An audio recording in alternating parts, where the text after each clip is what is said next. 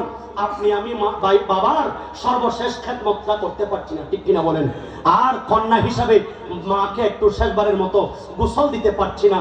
ওগো আমার ভাইয়েরা, একটু খেয়াল করেন, আমার বাবা মাকে যে যত্ন করে গোসল দিচ্ছে, আজকে তো বাবা চলে যাচ্ছে, আমি শেষ গোসলটা আমার নিজের হাতে দিব, ভালোভাবে একেবারে সাবান দিয়ে দৌত করে আমার বাবাকে আমি পুত পবিত্র করে একটা গোসল দিব। কারণ আমি যখন গোসল দিব তখন আমার বাবা একদিকে আরামও পাবেন, আমার শেষ একটা খেদমত হবে, ঠিক কিনা বলেন? যাদের মা বাবা আছে একটু আমি অনুরোধ জানাবো, যাদের বাবা আছে একটু আজকে হাত তুলে এই মাহফিলে ওয়াদা করো। আল্লাহু আকবার, আল্লাহু আকবার। একটু হাত তোলা করেন না হুজুর, দেখো মাশাআল্লাহ মাশাআল্লাহ ইনশাআল্লাহ।